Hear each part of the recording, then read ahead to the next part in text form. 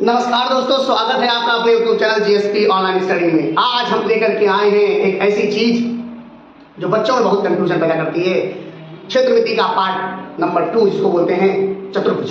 क्या लेकर के आए हैं? चतुर्भुज। चतुर्भुज क्या होता है ये आज हम आपको पूरा डिटेल में बताएंगे। बस आपको इस वीडियो को अंत तक देखना है और इसके बाद कोई दूसरा वीडियो आपको देखना नहीं पड़ेगा। यह है चतुर्भुज का कमाल। और समझ लीजिए कि 2D शेप में मैंने ट्रायंगल फिनिश कर दिया है। ट्रायंगल के बाद आपको हम ये चतुर्भुज पढ़ा रहे हैं। चतुर्भुज का क्या होता है सिस्टम देखिए। चतुर्भुज होता क्या है सबसे पहले तो ये जान लीजिए। एक 4 साइडेड जो ट्रायंगल होता है वो 3 साइडेड क्लोज फिगर होता है और जो चतुर्भुज होता है वो 4 साइडेड क्लोज फिगर होता है, पॉलीगन होता है एक प्रकार का। इसमें होता क्या है कि मैंने क्या कहा आपसे, 4 साइडेड क्लोज फिगर। तो 4 साइड से ये बंद फिगर है। तो इसमें जो साइड्स होती है, साइड्स आप साइड्स को देखोगे तो साइड्स AB, BC, CD और DA 4 साइड्स होती हैं। कहने का मतलब एक चतुर्भुज 4 साइडें रखता है। और एंगल्स इसके कितने होते हैं? 4 एंगल्स होते हैं। एक चतुर्भुज में 4 एंगल्स होते हैं, एंगल A, एंगल B और एंगल C और एंगल D। इनका चारों एंगल्स का जो सम होता है वो 360 डिग्री होता है। फिर वर्टिसेस कितने होते हैं? वर्टिसेस का मतलब होता है शीर्ष, साइड्स का मतलब होता है भुजाएं, डायमेंशंस, एंगल्स का मतलब होता है कोण और वर्टिसेस का मतलब होता है शीर्ष। तो ये कितने होते हैं वर्टिसेस? 4 वर्टिसेस होते हैं। A होता है, B होता है, C होता है और D होता है। आप समझिएगा। तो ये और डायगोनल होते हैं। एक त्रिभुज में डायगोनल का भी बड़ा खेल है। 2 डायगोनल होते हैं। एक डायगोनल होता है AC और एक डायगोनल होता है BD। एक डायगोनल होता है BD। हमने बताया AC एंड BD 2 डायगोनल होते हैं। तो ये तो एक समझ लीजिए एक चतुर्भुज के बारे में आपको मैंने बताया। इसकी संगत भुजाएं होती हैं, संगत भुजाएं होती हैं, संगत भुजाएं होती हैं, संगत कोण होते हैं। ये सब आपको ऐसे डिटेल में हम बता दे रहे हैं। ओरल आप समझिए। ये एक जो संगत मतलब साथ में, जैसे AB के साथ में BC, BC के साथ में CD, CD के साथ में DA और DA के साथ में AB। इनको जैसे AB के साथ की संगत भुजा में BC कहूंगा। संगत मतलब साथ का जुड़ा हुआ, देखिए यहाँ से AB और यहाँ से BC, ये जुड़ा हुआ जो पार्ट है उसको संगत भुजाएं कहते हैं। ऐसे संगत भुजाएं, पूरी डिटेल आपको देंगे हम। संगत भुजाएं होती हैं। ऐसे एंगल A और एंगल B ये संगत कोण होते हैं। संगत कोण होते हैं, करस्पॉन्डिंग एंगल और करस्पॉन्डिंग साइड्स होती हैं।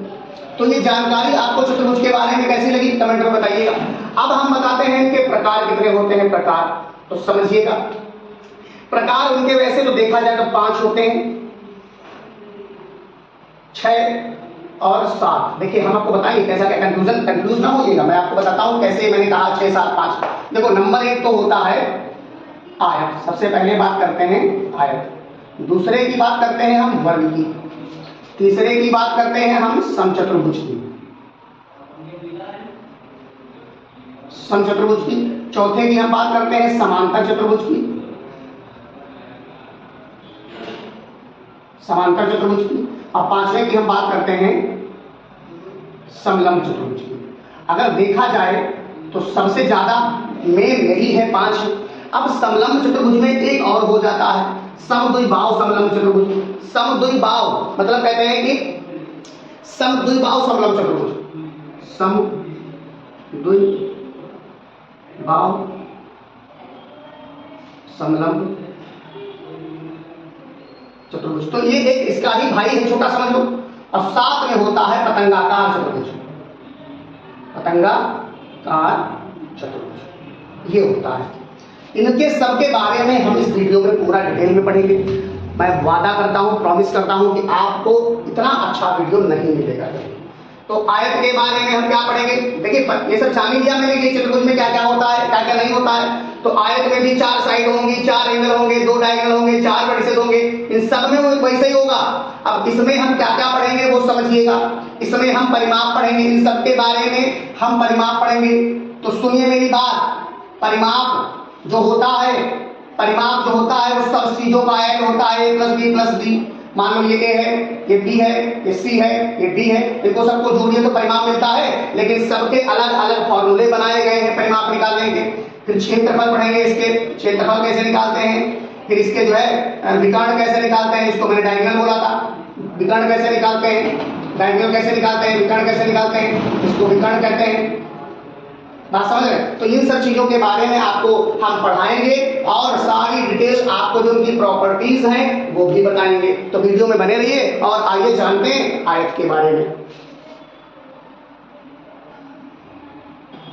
तो ये दोस्तों आपको हम आज पढ़ा रहे हैं आयत। आयत को देखिए बना हुआ है, आयत में लंबाई चौड़ाई होती है, 2D डायमेंशन फिगर आपको पढ़ाए जा रहे हैं। इनके गुणधर्म होते हैं, सभी कोण 90 डिग्री के होते हैं, या आप कह सकते हो कि बराबर होते हैं, बराबर होते हैं और 90 डिग्री के होते हैं। बात समझ रहे हैं? आमने सामने की भुजाएं बराबर और समांतर होती है, बराबर और समांतर भी होती है, ये बात समझिएगा, बराबर तो होती है, समांतर भी होती है। विकर्ण आपस में बराबर होते हैं, विकर्ण आपस में बराबर होते हैं, विकर्ण जो होते हैं वो आपस में बराबर होते हैं। नाम इसका लिख दो, ए बी सी डी, तो सभी कोण 90 डिग्री, यानी कि एंगल ए बराबर 90 डिग्री, एंगल बी बराबर भी 90 डिग्री, एंगल सी बराबर भी 90 डिग्री और एंगल डी बराबर भी 90 डिग्री। सामने की ए बी बराबर हो जाएगा सी डी और ए डी बराबर हो जाएगा बी सी, और ए बी समांतर सी डी के रहेगा और ए डी समांतर बी सी के रहेगा, जिसको पैरेलल बोल रहे हैं हम। बात समझ रहे हैं? विकर्ण आपस में बराबर होते हैं, यानी कि ए सी बराबर बी डी। इनकी एक खास बात होती है, जो विकर्ण है वो आपस में 90 डिग्री पर परस्पर समविभाजित तो करते हैं, बट 90 डिग्री पर काटते नहीं एक दूसरे को। फिर विकर्ण परस्पर समविभाजित करते हैं, बट 90 डिग्री पर नहीं करते हैं। आयत का परिमाप क्या होता है, 2 लंबाई प्लस चौड़ाई। आयत का क्षेत्रफल क्या होता है, लंबाई गुणे चौड़ाई। आयत का विकर्ण क्या होता है, लंबाई का स्क्वायर प्लस चौड़ाई का स्क्वायर अंडर रूट में। क्वेश्चन एक दिया हुआ है यहाँ पर, कह रहे हैं कि एक आयताकार खेल का मैदान है, एक आयताकार खेल का मैदान, खेल के मैदान की, अच्छा सही है, कह रहे हैं एक आयताकार खेल का मैदान 160 मीटर लंबा तथा 120 मीटर चौड़ा है। आयत का क्षेत्रफल, परिमाप और विकर्ण ज्ञात कीजिए। सारा सब कुछ इसी बता देंगे। सॉल्यूशन क्या कहता है, सॉल्यूशन ये कहता है कि मेरे बच्चों आप समझिएगा, सॉल्यूशन में आपसे ये कहा गया है कि मैदान की लंबाई बराबर 160 मीटर और मैदान की चौड़ाई कितनी है, 120 मीटर।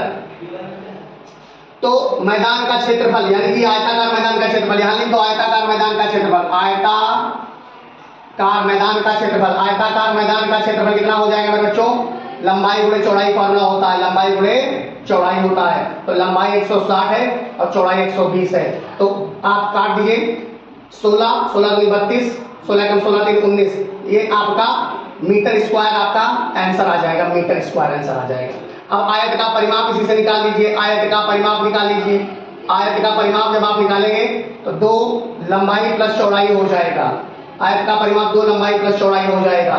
लंबाई 160 है, चौड़ाई 120 है, तो 2 इनको आप जोड़ेंगे तो 280 निकल रहा है, 280 निकल रहा है। देखो तो 2 से 16 2 दूनी 4 5, ये मीटर आपका आंसर आ गया परिमाप का। क्या आ गया, परिमाप का। विकर्ण आपसे निकालने को कहा जाए तो आयत के विकर्ण आपने पढ़े अंडर रूट में 160 का स्क्वायर और प्लस 120 का स्क्वायर। ये आप निकालोगे तो 256, 2 जीरो आएगा, ये निकालोगे तो 2 जीरो आएगा, 144 2 जीरो आएगा। तो इनको जब आप जोड़ोगे 0 0 जुड़ी जाएंगे, 6 4 10 5 4 9 1 10 और 2 1 3 1 4 1 2, कितना आ गया 400 मीटर। इसका विकर्ण जो आएगा वो 400 मीटर आएगा। तो मैं ये आशा कर सकता हूं कि आपको ये समझ में आया होगा। यहां पर लिख दे रहे हैं, ये आपका आ जाएगा 4000 मीटर, 40,000 तो जोड़े बना लो, इसके 2 बनेंगे तो ये हो जाएगा आपका 400 मीटर। आपका आंसर जो आएगा वो कितना आएगा बच्चों, 400 मीटर। ये आपका आंसर आ गया। ये आयत की बात हो गई, आयत की बात हमने कर ली। अब करते हैं वर्ग की बात। देखिए ये है वर्ग। अब वर्ग में क्या होता है कि सभी साइड्स आपस में बराबर होती हैं, सभी एंगल 90 डिग्री के होते हैं। आपको गुणधर्म हम पढ़ा दें, सभी भुजाएं बराबर और आमने सामने की भुजाएं परस्पर लंब होती हैं। कहने का मतलब यह है कि AB बराबर BC बराबर CD बराबर DA, ये हो जाएगा। और AB जो होगी वो पैरेलल होगी CD के और AD जो होगी वो पैरेलल होगी BC के। ये ध्यान रखना बस, ये हो गया। सभी कोण बराबर, एंगल ए बराबर 90 डिग्री, एंगल बी बराबर भी 90 डिग्री, एंगल सी बराबर भी 90 डिग्री, एंगल डी बराबर भी 90 डिग्री। विकर्ण बराबर, विकर्ण का मतलब AC बराबर में BD, AC बराबर में BD। परस्पर समविभाजित करते हैं, मगर मान लो अगर O मान ले, O करें इसको, तो AO बराबर OC और DO बराबर OB। वो भी कैसे? ऐसे AOB बराबर 90 डिग्री, AOD बराबर 90 डिग्री, DOC बराबर 90 डिग्री। ऐसे मतलब चारों ये 90 डिग्री, 1 2 3 4। ये प्रॉपर्टी सब में नहीं होती, कुछ ही फॉर्म उसमें होती है। फिर वर्ग का क्षेत्रफल, भुजा का स्क्वायर A है, सारी भुजाएं A मान ली गई, सब होती है बराबर, तो A स्क्वायर हो गया। वर्ग का परिमाप 4 गुणे भुजा, वर्ग का विकर्ण A√2। क्वेश्चन यहाँ लिखा हुआ है कि 5 सेंटीमीटर भुजा वाले, 5 सेंटीमीटर भुजा वाले, 5 सेंटीमीटर भुजा वाले वर्ग का क्षेत्रफल ज्ञात कीजिए, परिमाप और विकर्ण भी ज्ञात कीजिए। तो वर्ग का क्षेत्रफल, वर्ग की भुजा कितनी दी गई है? वर्ग की भुजा बराबर 5 सेंटीमीटर दी गई है, दी गई है कि नहीं? तो वर्ग का क्षेत्रफल आपको निकालना है, तो वर्ग का क्षेत्रफल क्या हो जाएगा? भुजा स्क्वायर होता है भाई, भुजा स्क्वायर यानी कि 5 का स्क्वायर, 5 गुणे 5 करोगे 25 आ जाएगा, 25 आ जाएगा। तो जब 25 आ जाएगा तो 25 मीटर स्क्वायर आपका आंसर हो जाएगा, सेंटीमीटर स्क्वायर। जो चीज यहाँ लगती है सेंटीमीटर स्क्वायर आपका आंसर हो जाएगा, ऐसे सेंटीमीटर स्क्वायर। अब वर्ग का परिमाप आपको निकालना है अगर, तो वर्ग का परिमाप बराबर में क्या होता है? वर्ग का परिमाप क्या होता है? 4 गुणे साइड होता है। तो भैया मेरे 4 गुणे साइड होती है 5, यानी कि 20 सेंटीमीटर आपका आंसर आ जाएगा। परिमाप सेंटीमीटर में आता है, क्षेत्रफल सेंटीमीटर स्क्वायर में आता है। अगर आपको विकर्ण चाहिए, वर्ग का विकर्ण चाहिए, तो वर्ग का विकर्ण हो जाता है A√2 और A है 5, तो 5√2 सेंटीमीटर। देखिए कितना आसान है, सब वर्ग के बारे में आपने जान लिया। और इसको स्क्रीनशॉट लेकर के समझिए इसको और लगाइए, आगे देखते हैं अगले में क्या है। देखिए इसमें लिखा क्या है, यह है समांतर चतुर्भुज। समांतर चतुर्भुज होता क्या है? समांतर चतुर्भुज के आमने सामने, देखिए आमने सामने की भुजाएं बराबर और समांतर होती हैं। जैसे AB बराबर भी होती है CD के और AB पैरेलल भी होती है CD के। तो ये पैरेलल होने का सिस्टम होता है कि इनके एकांतर कोण बराबर हो जाते हैं, बस और कुछ नहीं। एकांतर कोण बराबर हो जाते हैं। ऐसे ही AD बराबर BC और AD पैरेलल BC, ये चीज ध्यान रखो पहली चीज। दूसरी, आमने सामने के कोण बराबर होते हैं, एंगल A बराबर में एंगल C और एंगल B बराबर में एंगल D, ये आमने सामने कोण बराबर होते हैं। संगत कोणों का योग यानी कि एंगल A और प्लस एंगल B बराबर में 180। कोई भी संगत कोण ले लो, B प्लस C बराबर में 180, मतलब आप इनको जोड़ लीजिए, इनको जोड़िए तो 180 आएगा, इनको जोड़ेंगे तो भी 180 आएगा। विकर्ण परस्पर समविभाजित करते हैं, मतलब अगर आप इसको O मानेंगे तो ये हो जाएगा OA बराबर में OC और OB बराबर में OD, ये तो परस्पर समविभाजित करते हैं। फिर समांतर चतुर्भुज का क्षेत्रफल क्या होता है? देखिए आधार गुणे ऊंचाई। समांतर चतुर्भुज की लंबाई 16 सेंटीमीटर है, चौड़ाई 12 सेंटीमीटर है, बड़ी भुजाओं के बीच की दूरी 5 सेंटीमीटर है। कहने का मतलब यह है कि ये आपका एक चतुर्भुज है ABCD। लंबाई इसकी 16 सेंटीमीटर है, चौड़ाई इसकी 12 सेंटीमीटर है और इनके बीच की दूरी 5 सेंटीमीटर है। इनके बीच की दूरी 5 सेंटीमीटर है। आप समझ रहे हैं ना?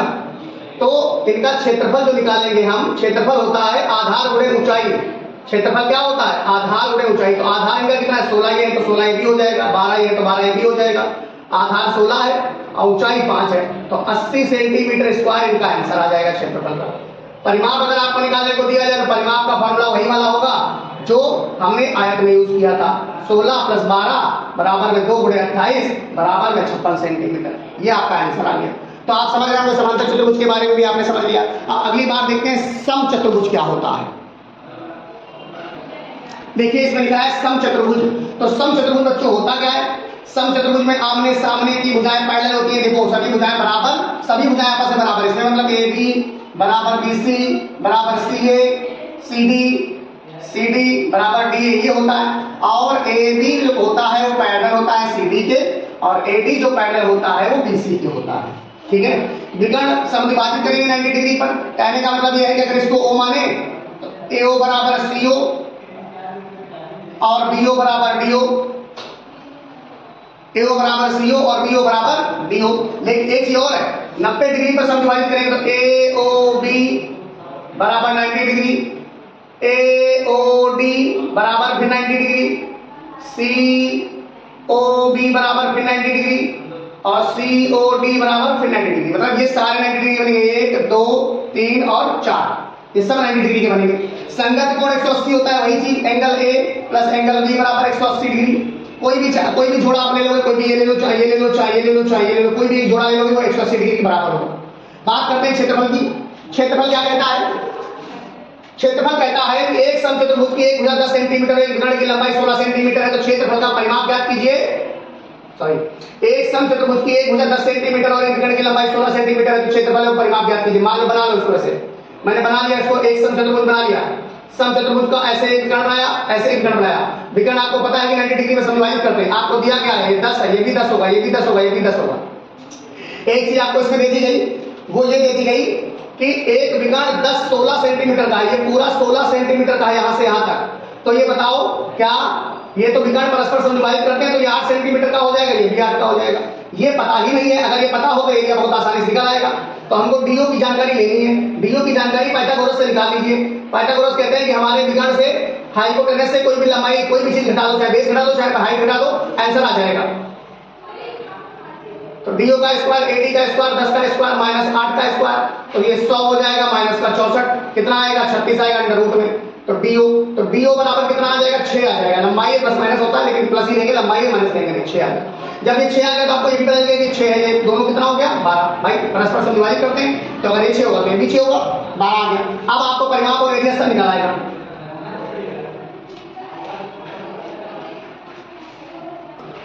तो इसका एरिया निकालने के लिए हम क्या करेंगे?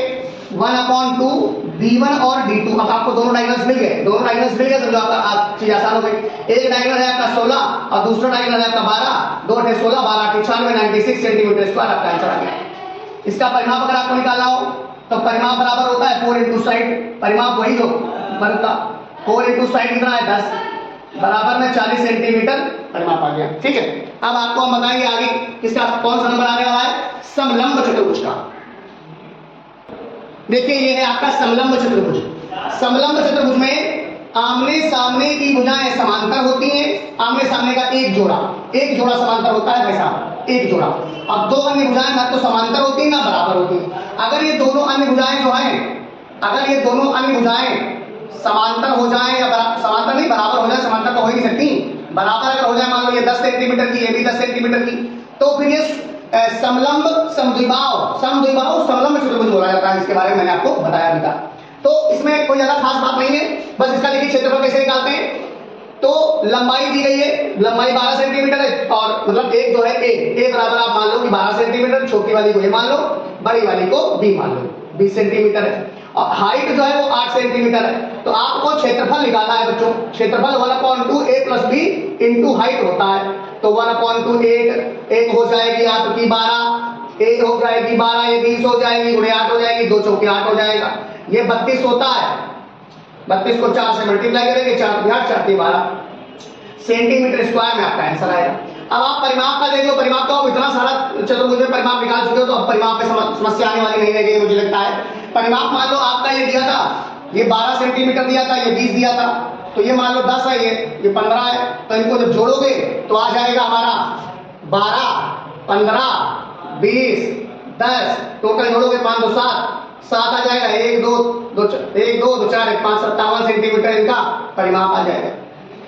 ये बात आपको समझनी होगी, समझ लीजिए। समलंब चतुर्भुज हो गया। अब एक बचा आपका काइट शेप्ड फिगर, उसके बारे में चर्चा करते हैं हम। देखिए इसमें तो जैसा खास नहीं है, पतंगाकार चतुर्भुज जो है वो काइट शेप्ड फिगर कहलाता है। इसका गुणन सिर्फ एक ही है कि संगत भुजाओं का एक जोड़ा बराबर होता है। मतलब आप ये समझ लो कि इसमें AD बराबर AB के तो होगा, बट AD बराबर DC के नहीं होगा। ठीक है, बात समझ लो, जैसे बना हुआ ये इसके बराबर होगा आपस में, लेकिन ये इसके बराबर नहीं होगा। तो बस ये आपका पतंगाकार चतुर्भुज था, काइट शेप्ड फिगर था। इस प्रकार आपका मैंने चतुर्भुज पढ़ाया। कैसा लगा मुझे वीडियो में जरूर बताइएगा।